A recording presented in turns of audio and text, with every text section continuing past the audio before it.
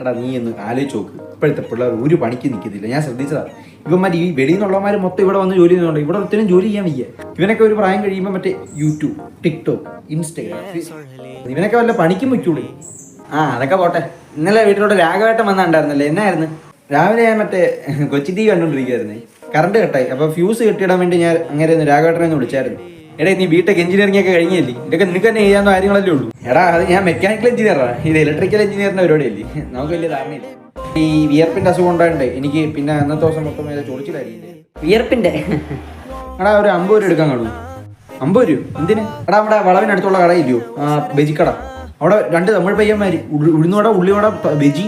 എന്നാ ടേസ്റ്റ് എന്ന് പറയാം. അത് കഴിക്കുമ്പോഴേ അതെന്തു അപ്പാര ടേസ്റ്റ് ആന്നേ. നീ കഴിച്ചു നോക്കണം. എടാ ആ തമിഴ് പയ്യന്മാര് അമ്മാര് വിൽക്കുന്ന സ്ഥലമില്ലേ, ആ സ്ഥലം എത്ര വാങ്ങിയത്?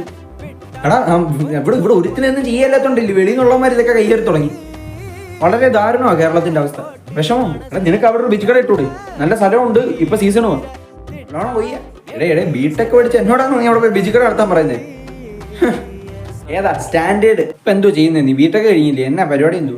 എടാ എനിക്ക് വേറെ ജോലിയൊന്നും ഇല്ലടാ. പിന്നെ ഞാനിങ്ങനെ ഈ യൂട്യൂബിലൊക്കെ വീഡിയോ എടുത്തിട്ടുണ്ട്. ഇൻഫോർമേറ്റീവ് ചാനലുണ്ട് എനിക്ക്. ഞാൻ അതിൽ ഇന്നത്തെ കണ്ടന്റ് മറ്റേ കേരളത്തിൽ തൊഴിലില്ലായ്മ കൂടുന്നു എന്നുള്ളതിനെ പറ്റിയാ. കാണണം കേട്ടോ.